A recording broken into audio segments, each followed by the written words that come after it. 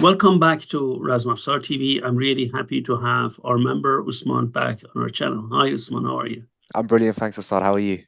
I'm very good. Today we are going to talk about a very important topic, and the topic is about symbols and also different symbols on Iranian arms and armor, be it lion, be it the bull, be it the sun, and also Quranic inscriptions, Persian poems, Persian inscriptions, also names of God, and also talisman on Iranian arms and armor. I think this is a very important subject and often neglected. I need to mention something, and I'm, by the way, I just announced it. I'm writing a big research paper on that, which will be published soon, hopefully, in a leading academic journal. Amazing. What do you think about that, Usman? Oh, it's brilliant. And it's like you said, Assad, this is a massively neglected topic. Spirituality and arms and armor, they go hand in hand. Yes. Yeah. I think one of the reasons is also in many books written on arms and armor, even, you know, if they just translate the name of the, or the attribution, or the title, or the workshop, let's say Amal Asadullah, they just said, okay, the work of the Lion of God or Asadullah, without expanding on it more. But then they just, okay, there are some inscriptions from the Quran. But let me just tell you something, for everyone who lives in the West and wants to know about our culture, in this case, Persian culture. Doesn't matter, it could be also Ottoman Turkish culture, it could be Arab culture, it could be Mughal Indian culture, it would be the South India, Hindi, where they write in Davangari or in other languages. There is a deep spiritual meaning, be it in these languages, also in Chinese or in Japanese. The good thing about Japanese is there is a big research center, or research interest in Japanese arms and armor and sword. Everyone knows they need to learn that. They need to know that.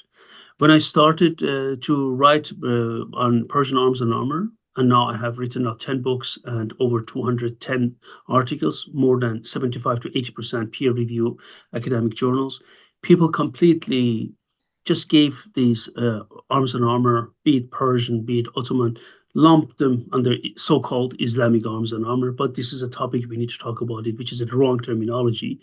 I've never seen in any Persian Iranian book to call a sword Islamic sword in Persian, Shamshir Islami. I've never seen that. And to lump them, okay, this is a topic which we will talk about it later. But one thing which really surprised me, they have never given translation for Quran, surahs from Quran, or different verses from Quran. And if they did, they just said, okay, this is from Baqarah, this is from this and that, without talking about why we have Ayatul Kursi from Baqarah. Even if they talked about it, it was again, okay, Ayatul Kursi is for protection, that's it. But they never said why they use Ya Hannan, which is one of the attributes of God, Ya Mannan, Ya Borhan, right? Ya Ghaffar, why they use it, what is the function of that? Accordingly, they never said, why do we have Tawheed? Why do we have, for example, different surahs like Bismillah ar-Rahman ar-Rahim, Qul huwallahu ahad, Allahu samad, when we use in prayers? Why is it written on a piece of arms and armor? What is the reason they have it? Just this. And I think, in my opinion, one thing is not knowing it. Of course, many of the collectors or people who write about them don't know the languages. They don't speak Persian, they don't speak Arabic, they don't speak Urdu, they don't speak Hindi, they don't speak Turkish. This is one reason. And another reason is, I just say, even if you don't speak a language, you just consult experts in the field, consult people in the field. Yeah. And at the end of the day, something which I really need to stress that, because I have seen it again and again, and I want to say it now publicly, for anyone who collects these items, the first prerequisite of being a collector, in my opinion, you need to show two important things: respect for the culture you collect from. Second, love the culture you collect from. If you don't want to speak the language, fine. If you don't want to spend time to learn the language, fine. But part of respect is you need to read about the history of that culture, not from the cultural lens of the West. Try to understand how they interpret and they accept their own culture. Then the second one would be also love that culture. And this is otherwise, if you don't, there is no simple reason. There is no reason to do these things because I just don't even know. I've seen sometimes people collect some items, they have no idea about the culture they collect from.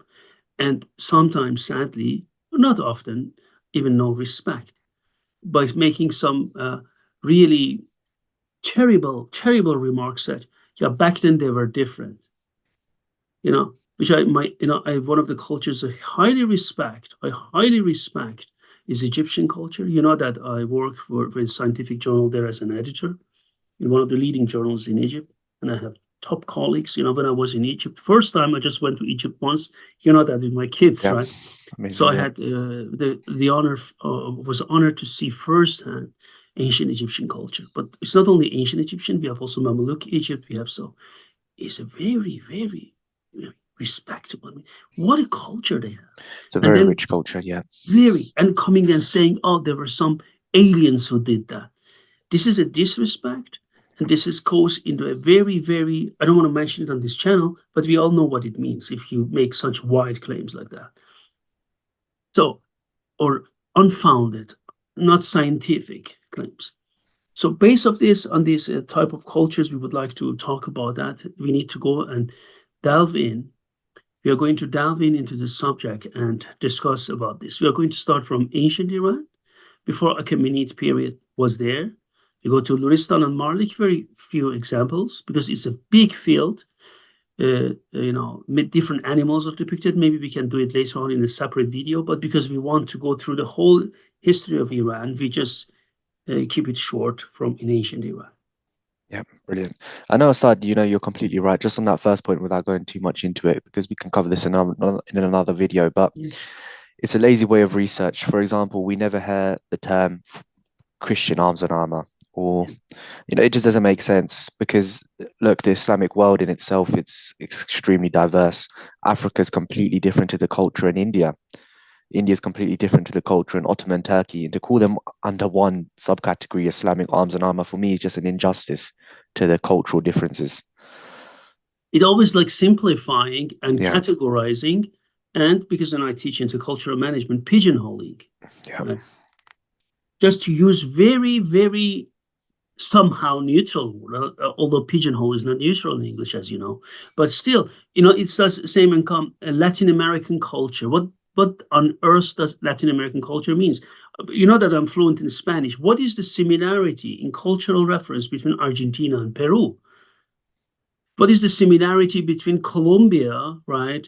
And you go and compare Colombia to El Salvador. Each country has its own culture. They speak the language, but interestingly, when it comes to those cultures, they share cultural interests.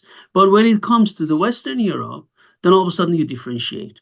So if you go by language, then I just can say then, okay, United Kingdom and United States have the same culture. We both know they don't. I studied in your country a couple of times for business, and I can see now, of course, being fluent in English, they speak English, okay, with different usage of words and sometimes, of course, and pronunciation, but it's because that culturally, cultural values between the United Kingdom and the United States are like day and night.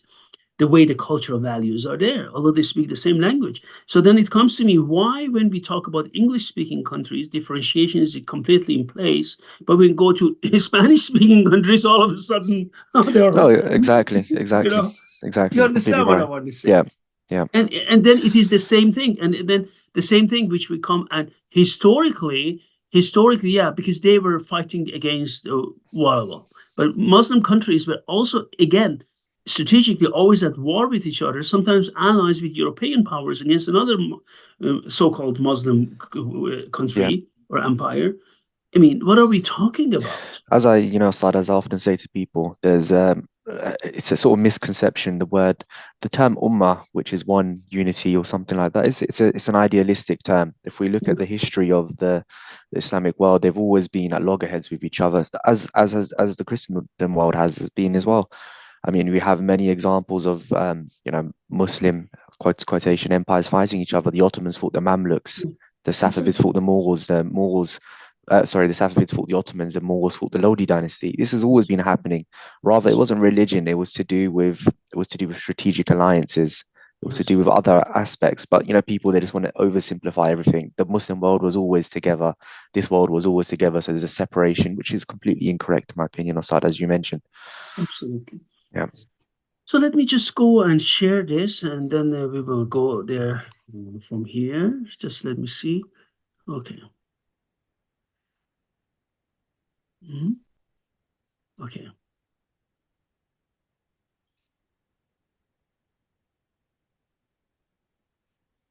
Okay. Now let's start. Amazing. Yes. So let me just explain very fast what it means here. I'm not going to into detail. I just wanted to say from Achaemenid period, one of the three golden Akhenakis, which we know of the existence. One is in Metropolitan Museum of Art. One is in Iran, National Museum of Iran, Musée Iran Bastan, Archaeological Museum of Iran, and with, lion, and then a stag or whatever you want to call it. We'll come back to it, right? Or a deer, or stag, or a horned animal. People, different opinions on that. This is written in Persian poem. This is one of the swords. Absolutely, we know that is a sword of Karim Khan Zand, which is in my book Arms and Armor from Iran. This is this Persian inscriptions. And now here we have Bodu, right? Here is Bodu, is Amal Asadullah Isfani, which is different, but Bodu is here. And here is the prayer of Nade Ali, Nade Oliyan Masar al right? Incredible. So you see, all of them carry lots of symbols, and these symbols are important. We are going to discuss that. If we go on, I just show some of them. The lion fighting a bull from Persepolis. Here we have this symbol again. Here the lion here becomes a deer or a stag. Here is a real bull with horns. Lion fighting. This is the Zand period. Ishqabs, chiseled silver. You see lion fighting a bull. You see that here, the symbol. You see this mounted Qajar, hunter hunting a lion with a spear, with the lance. You see that from Nader Shah period in Mashhad Museum, Naderi Museum, a gilded lion fighting a bull. So again, you see different deep meanings, and we are going to talk about them. The next part is Quranic inscriptions, prayers, and attributes of God. Then we go to talismans and magic squares. Let me just go and start with symbols in ancient Iran. This is a mace hat. You need to imagine that the mace hat, the top of the mace hat is here, is made of bronze. And this one is quite an old mace hat, right? Late to second millennium BCE, right? Wow. And this is excavated in Marlik by Dr. Izzat Negahban. So it's scientific excavation, not looted and then sold in European or Western markets.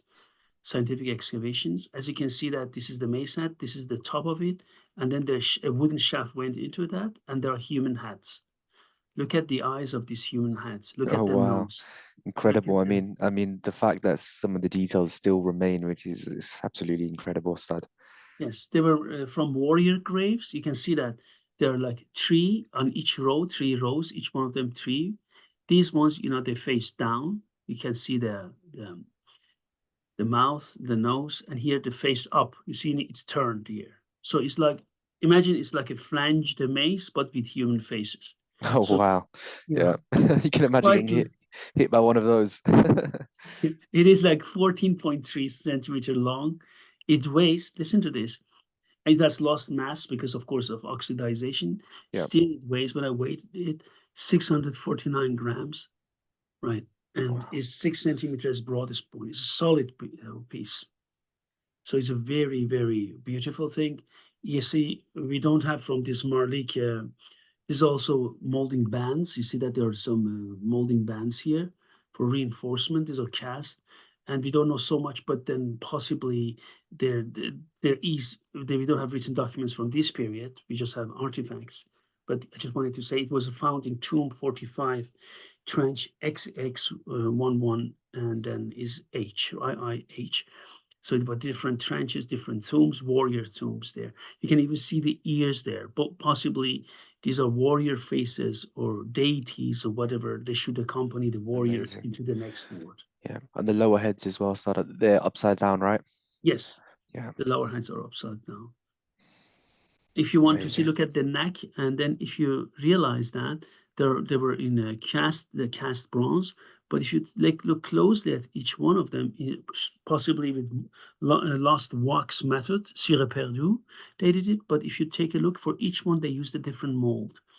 They're not completely similar in facial features. Each one of them has its own characteristics. Magnificent. And you can tell that side, each face looks different, really. Yeah. Incredible the level of detail that went into that piece. Wow. Yes. Yes, that's right. And very, very beautiful. So it is there. And then this is we go now a bit more in the Iron Age, but this Iron Age in Iran, they also produced bronze. These are from Luristan. Marlik is in northern Iran, and these pieces are from Luristan. We go to western parts, and next to Marlik, one of the largest weapon making centers in Iran. And these iron mask swords, they're made of different pieces from 8 cast iron to 16, sometimes 18 different pieces cast on each other to understand that the blade was cast separately with a tank. Then they cast this part, then they cast this part, then they cast this part, then they cast the disc, then they cast the lines. They're like crouching lions, these two. See, there is the eye of the lion, you see that? Yeah. And then this is a warrior with eyes, with a nose. Oh, You see that? wow. And with Magnificent. a hairband on top. You see Yeah. that? It's a Yeah. warrior. So Yeah. in a disc, each iron mask sword, as we call them in research, has 2 warriors hat and 2 crouching lions on the blade. Exceptional. Wow. How do you think it would be holding one of those outside? Because of You the hold it, design. you hold this way, so your hand comes here, this way. The blade faces this, right? Yeah. This is the way you hold it. And then these parts will come here to this area. It's like actually, if you look at it, it looks like a modern yatagan. The way you hold the It ears does. of the yatagan coming out. People always say, oh, how did you hold it? It's impractical. I had them in my hand. Sometimes it's good to work for museums and to have them in your hand. Because Oh, by picture, you exactly. cannot judge, right? It's like Assad, even when the Razmafzar people always say, "Oh, the Qamar looks uncomfortable to hold because of because of the way the handle is." These people have never held it before. If you actually Yeah. hold it, you realize it's not uncomfortable at all. No. So it is like you hold yeah, Yatagan, Ottoman Yatagan.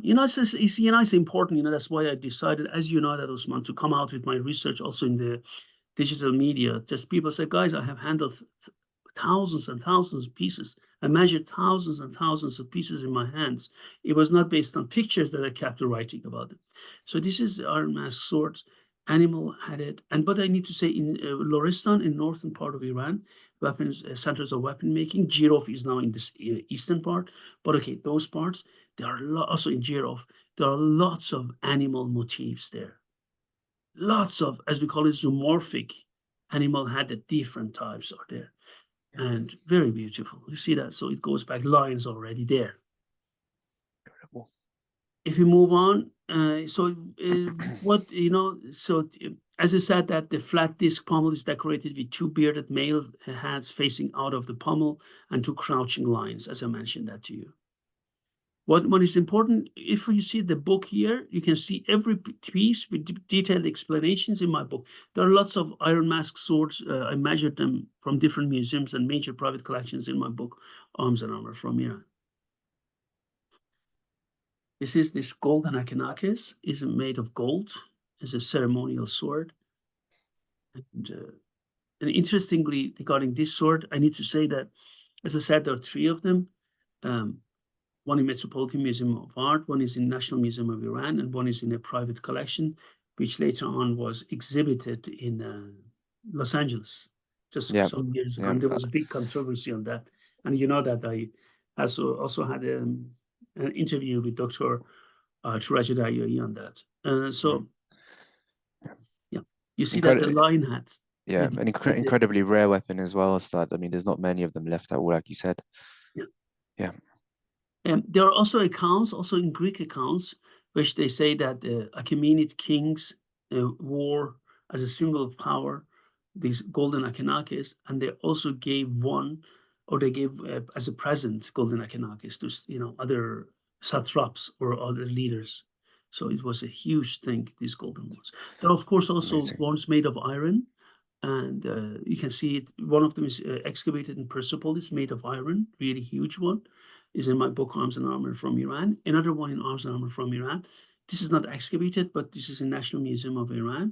And this has a broken iron blade, and the handle tang is iron, covered with gold sheaths. So, but this one, like this Skycian or Scythian examples, this one is pure gold. Look at the details, Usman. Look at the vipers. Look at just the teeth. Look at the nose. Look at the eyes. Look at the goats, if you want to call them goats. Look at them, antelopes or goats, whatever you want to call them.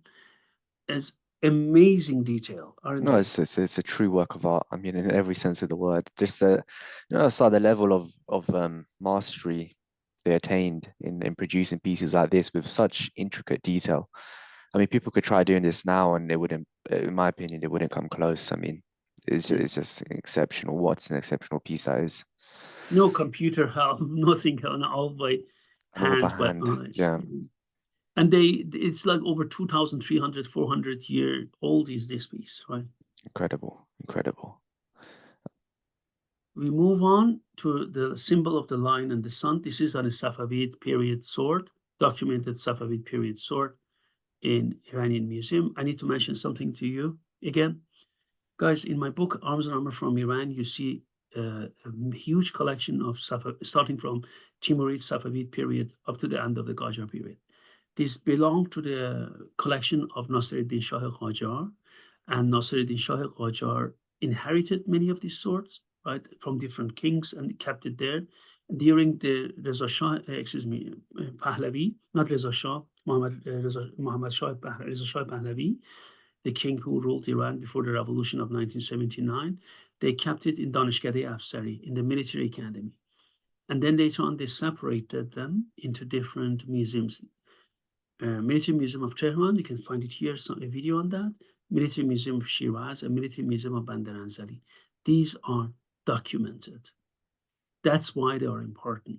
This is not some piece which was kept in a private collection, and then later on with an inscription on it, and say, okay, this sword belonged to that king. Yeah. But no one has a problem with that. Yeah. No, no one has a problem with that. Oh, because there is an inscription on that, which is also not written in it's not gold inlaid, it's not written in a royal workshop, but it's just chiseled. But because the name of, I don't know, Safavid king or Mughal king is written, no one has a problem. But I mean, people have problems when we say we have a documented Shamshirs, we need to refer to them. They have been in collections and they are important, then people start to doubt. These are these things we would like to point out in research. No, exactly. And I've seen so many pieces now sold for millions where they don't have this chain or stud.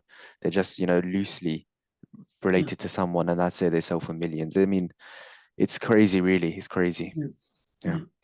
So this is the lion and the sun. You see that then there is a sun. The sun has facial features. In my book, Arms and Armor from Iran, and as well in Lexicon of Arms and Armor from Iran, I describe it in detail, why the sun sometimes have facial features, why not. Then this, you see that this is an Asian lion or Asiatic lion. Amazing. Right? Amazing. And then you see that then we have this lion and the sun, Shiro Khorshid, in Persian mythology and symbolism. The lion and the sun is one of the most endearing and complex symbols in Persian history, pre-Islamic Zoroastrian mythology, and then later on transferred to Islamic mysticism. It also has astronomical symbolism and royal and national identity. So if you wanted to go ahead, you see that Here now, you see that the lion, right, is fighting a dragon. Do you see the dragon? Oh wow, yeah. I was wondering what that creature was. Yeah, that's a Yeah. dragon. Incredible. Yes. Yeah. So Oh wow. sometimes they change. So this piece is in my book, Lexicon of Arms and Armor from Iran. But you're going to be very surprised. You see that the mouth of the dragon, Yeah, the tongue fighting the lion, right? yeah, Now yeah, look, you see the head of the dragon here? oh Yeah. wow, yeah, yeah, You see that sometimes the quillons of sword shamshir are and then dragon heads. yeah. This tabar has a dragon as well. If you take a look at the dragon mouth opening, the angle of the opening goes parallel to this. You see that? Oh, It's it's incredible. amazing. It's Incredible. incredible. I mean, with a piece so, it's a work of art. I would not want to use that on the battlefield, honestly. So it's Okay, I tell you something. I had this tabar in my hand. All the dimensions are in my book, Lexicon of Arms and Armor. One of the heaviest tabars you can have, very well balanced, but this is a piece which can be used, made of crucible steel. This is sharp as hell. This is solid as hell. yeah, yeah, And look at this. Here, you see that? Lion hunting a bull. yeah, You see that? Here? yeah. And aside just on that point as well, is many people when they see these pieces, they think that they're just decorative pieces, or they can't be used. But that's the biggest misconception. All of these pieces were used for warfare, can be used for warfare. Absolutely. That's what their function was. Not only are they extreme works of art, but they also have battlefield purpose. Absolutely. So what is the shear, the line? This is a Zand period with the name of one of the Zand generals on it. It's in my book, Persian Archery and Swordsmanship. This one has a jade handle. I remember it very well from a French collection. It's a beautiful shamshir. So the lion symbolizes royalty, strength, and the divine fury of Veritranga, the warrior god in Zoroastrian religion, associated also with Mitra, another ancient um, deity, the sun god of covenants and justice. The sun Khorshid represented divine glory, Khavaraneh, the radiant fortune of kings, linked to Anahita, the goddess of waters and fertility, the sun. Astronomical significance, the sun in Leo. In ancient astrology, the sun's transit through Leo, July, August, marked royal power and harvest season. The lion was seen as the sun's guardian. Do you see that? Amazing, absolutely amazing. You come here. This is from Hossein, Mr. Al-Gharashi's collection. There is a lion with a nice golden eye, and here is written Asadullah, lion of God. And this is this lion, a very innocent lion. Actually, if you look at this, this looks like a No, does beautiful it? lion. But Doesn't look like a menacing lion. Looks like a looks like an yeah, innocent, yeah, like you said, innocent lion. very innocent lion. With a big, with a big eye and mouth, and saying, "Hug me, please." Actually, Yeah, yeah. yeah. And as you can see, look at the Usman. Look at the crucible steel background. Look at the body. Look at the beautiful pattern of crucible steel here. Amazing, huh? Oh, it's amazing. It's absolutely amazing. I mean, the inscriptions themselves are just incredible because it's not easy at all. Yeah. You have to be a master really to be able to do Yes. that level. I mean, Yes. incredible. So then, during Islamic and also Sufi interpretations, Islamic interpretations, after Islam, the symbol of lion evolved. The lion was first, attributed to and associated with Imam Ali, Shir Khoda, the lion of God, right? In Persian, Asadullah, which is in Arabic. In Persian, is Shir Khoda. Asadullah means, right? As you can see it here.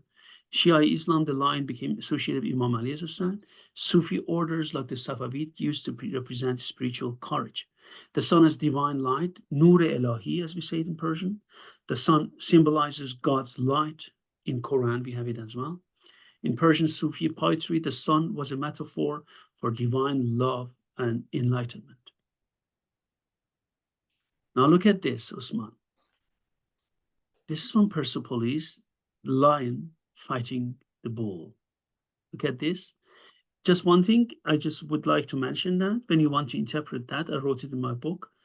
This by no way, by no means, it means that the lion, which carries the sun, represents warmth and associates solar energy, and bull associated with and represents lunar energy.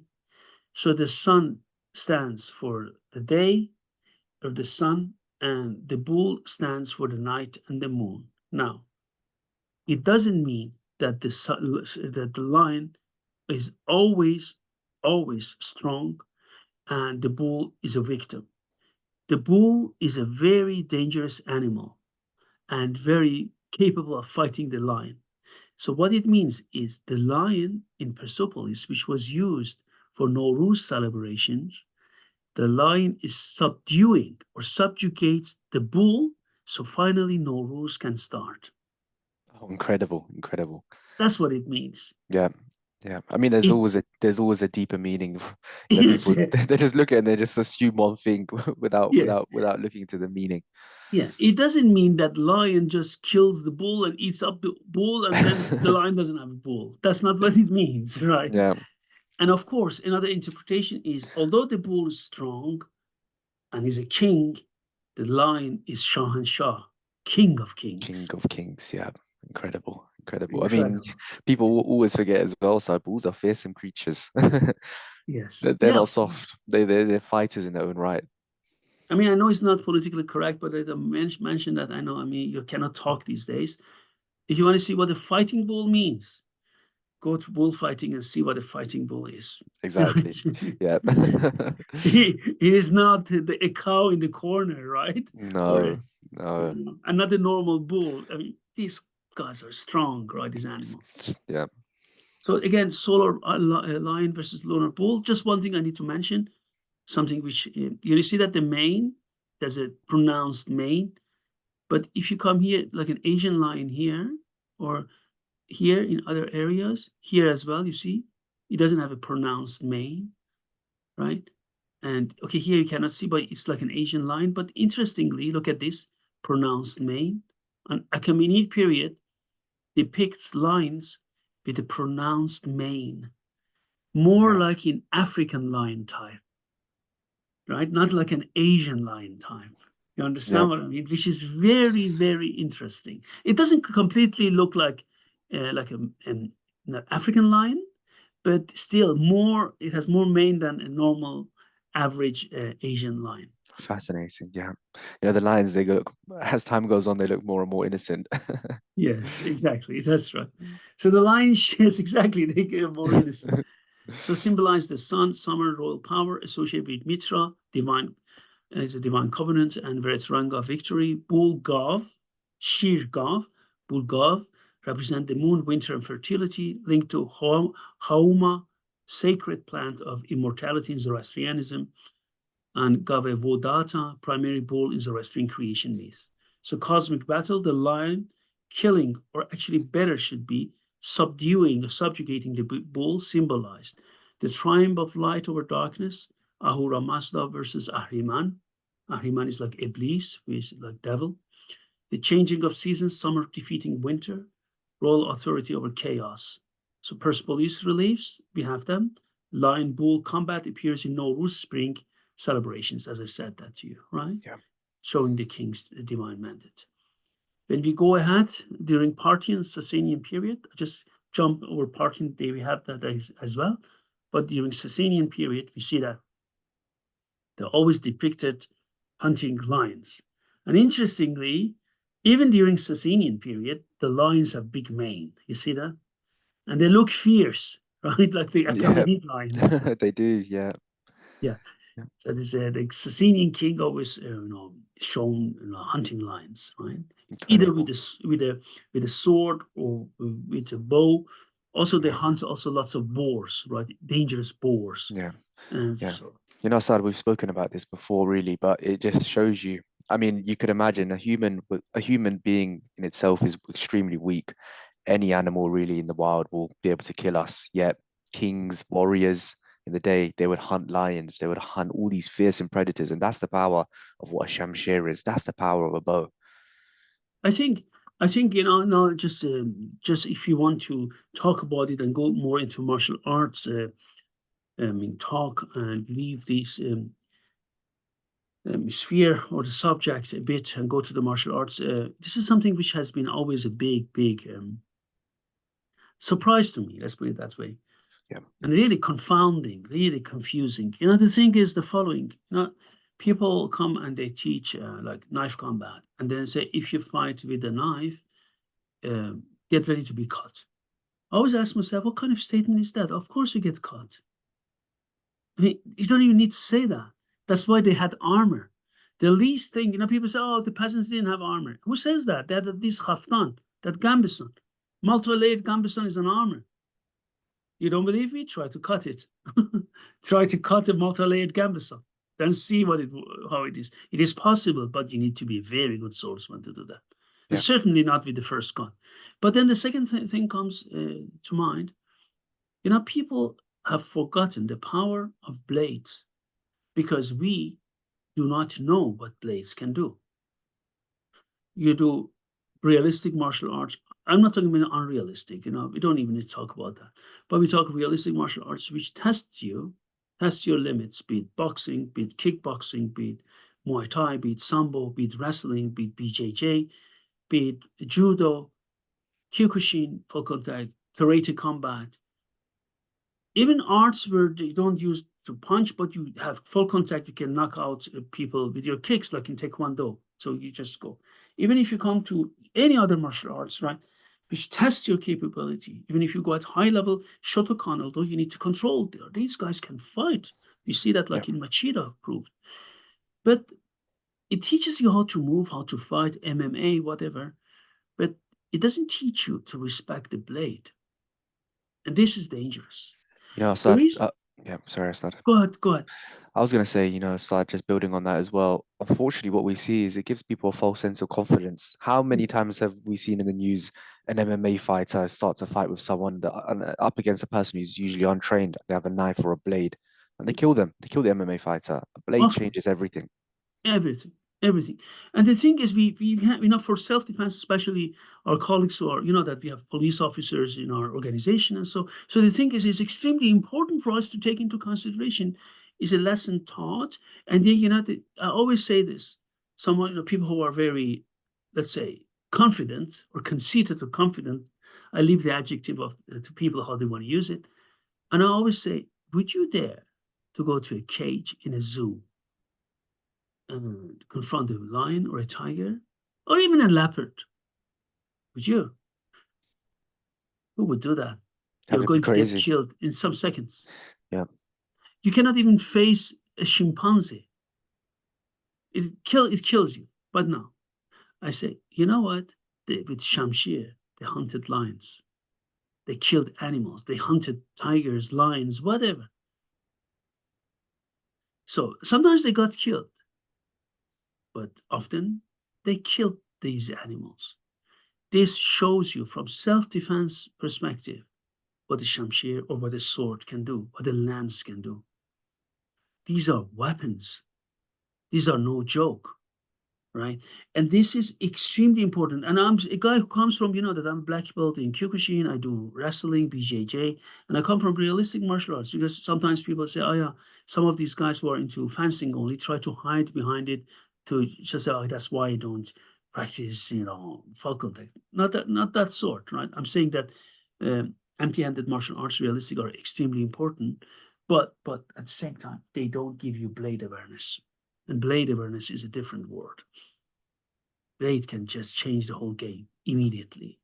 And this you're completely right. You're completely right, Asad. And this is one of the things we try to say at Razmafzar. These are what we're learning is sacred arts. Also, this is the art of killing as well, in the sense that this is what warriors used to do. So we have to have extreme respect, and we have to be very careful when we train. Yes, absolutely. Yeah. It's just to say the last point.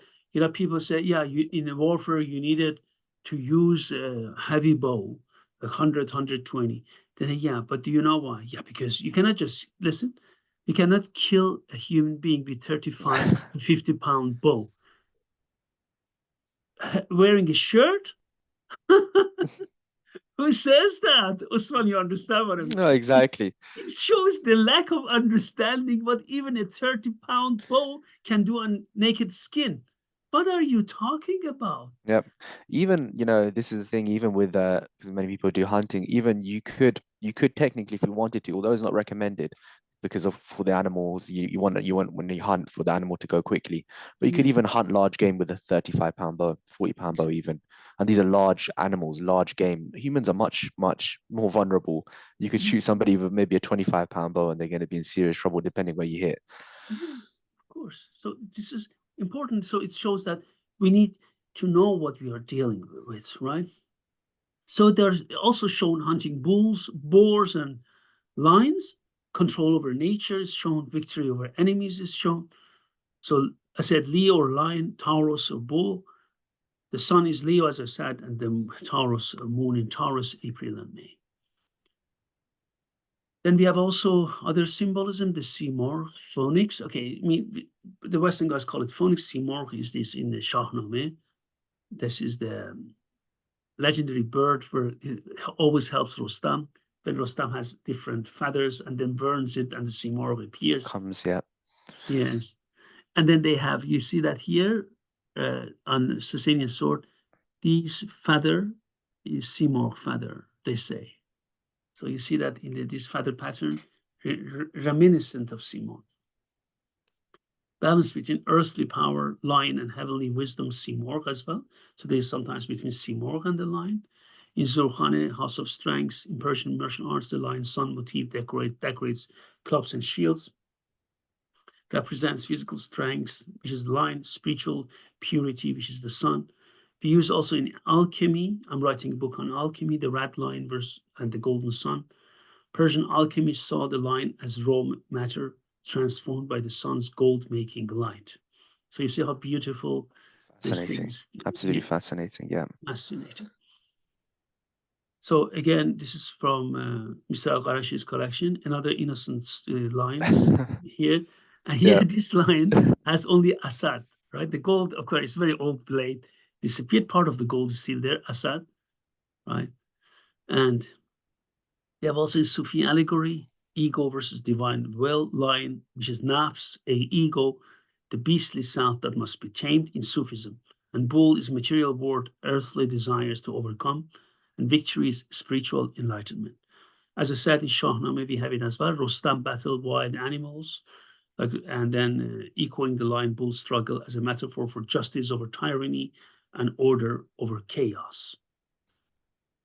Then, so we talked about it, we talked about royal constellation, esoteric meanings, we talked about it as well. The lion's submissions to the sun represented the mortal ruler lion bowing to divine will sun. Example in Zoroastrian astrology, the sun in Leo marked Nowruz, Bozorg, Great New Year, a time of cosmic renewal. You see another sword with the lion.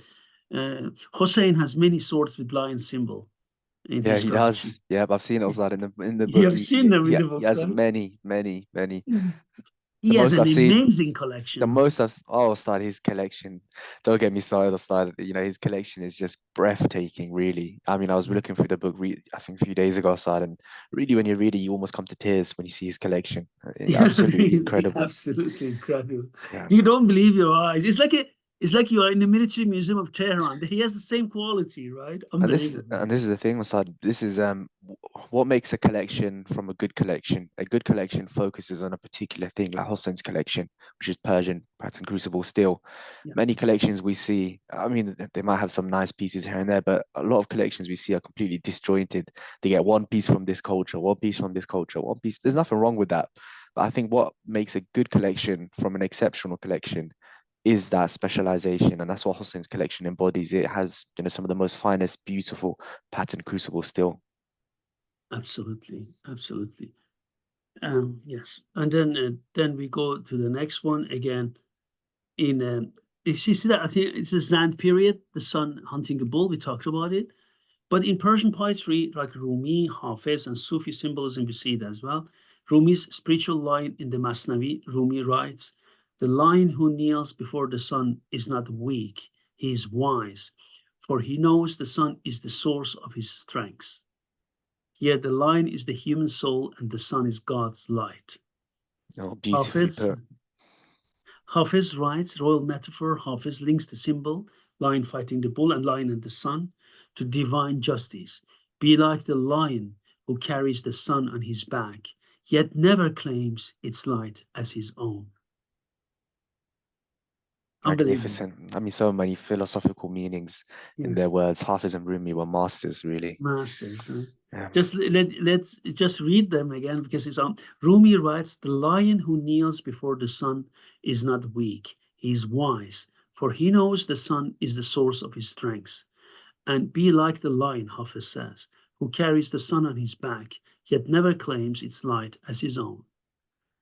Guys, just, unbelievable to fight this ego, to fight this, right? And Attar, my late dad, loved Rumi, loved Hafiz. And the third one for him, God bless his soul. thank you, was Attar. In Conference of the Birds, the lion and sun appear as a test for the Sufi seeker. Only those who recognize the sun's supremacy over the lion can reach enlightenment. Wow. You see that? Incredible. Yeah, absolutely incredible, Ustad. Absolutely incredible. Guys, I want you to see in Iranian mythology, Iranian poetry, Iranian Sufism, Shiite belief, the whole culture, ancient, Zoroastrianism, the symbol of sign and the sun and the lion fighting the bull, subjugating the bull. They have deep meanings now. You see this on your Persian arms and armor. Start to read about that. Start to respect. Start to know why the maker put that there. Start to feel what the maker wanted you to feel. Start to think what he wanted to convey to you. Do not filter it with your own culture. Please, I say it at the two leading universities I teach. I always teach my students, like also the executives when I teach them in companies, put down your cultural lens. You were raised in, and no matter which culture you were raised, that's not the truth. That's only a lens given to you, and you think you look into the world with that lens, and that lens is the reality. This is the lens given to you. Now, do I need to get rid of that? I always say, no, you know what? You live in your own country. You don't need to get rid of that. But maybe sometimes you put it a bit up and then look at minorities around you with different eyes. Or maybe, or you should, when you go abroad to live, it forces you to break your lens to see you are not part of the majority who can rule over others.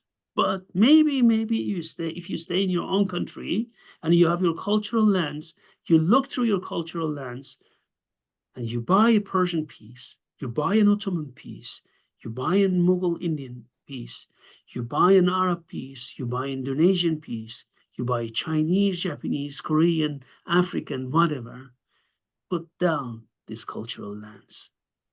Why? Not a bit. No, put it down. No, exactly. Because you are a custodian of that item. Yeah. You don't own it. You're going to die. You're the custodian of that item. Show respect for the maker.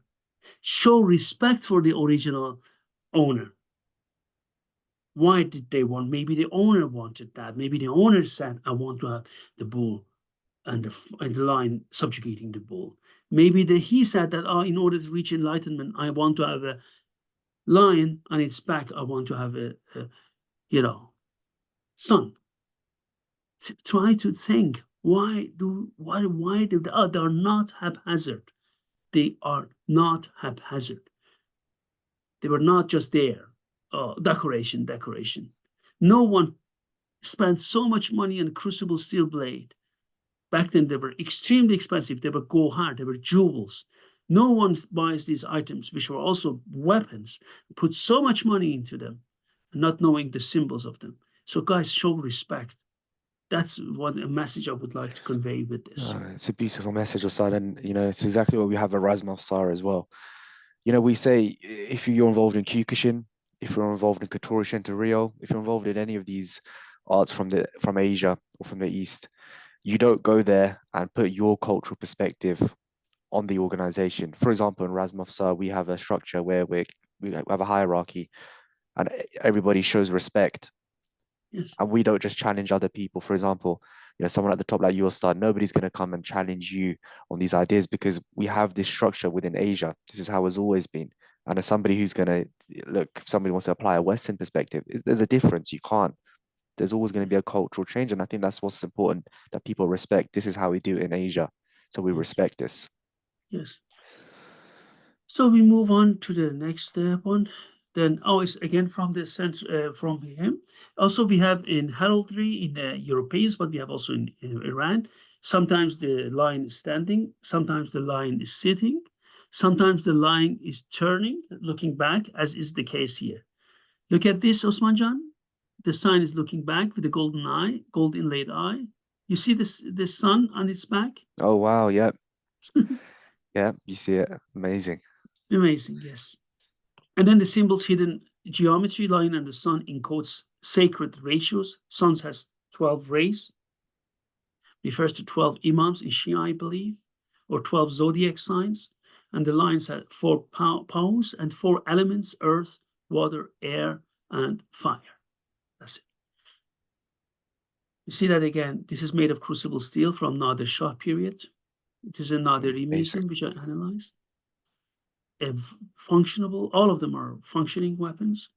Lion fighting a bull, wielded. This is again a khanjar made of walrus ivory. Look at this. On top of the pommel, you see a lion. Right? Incredible. Incredible. Incredible. Walrus ivory is such a beautiful material. Whenever I see it, it just pops out so much. Yeah. Really, it really has that pop. Just it makes it stand out completely. Yeah, absolutely. And you see that? This is a deep bite. You see that? This is a very big bite. Yeah. This is not a very nice lion. This is a fierce lion. Yeah. Yes, and it's a khanjar, is a chiseled. You see how beautiful it is.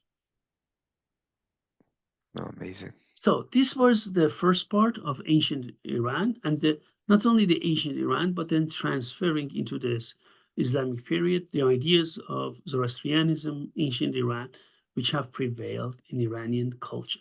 Did you like them, Usman? Oh, it was incredible, Sad. Absolutely incredible. And you get to see the meaning behind why these symbols are there. Like you said earlier, Sad, it's not just seeing something and thinking, oh, that's just a nice pattern. Oh, that's just a nice image. No, there's always philosophical meaning. When you go behind the layers, when you go behind the curtains, you pull the curtains apart, you get to see the meanings, you get to see the beauty. Yes. Then we go to Persian poems and inscriptions.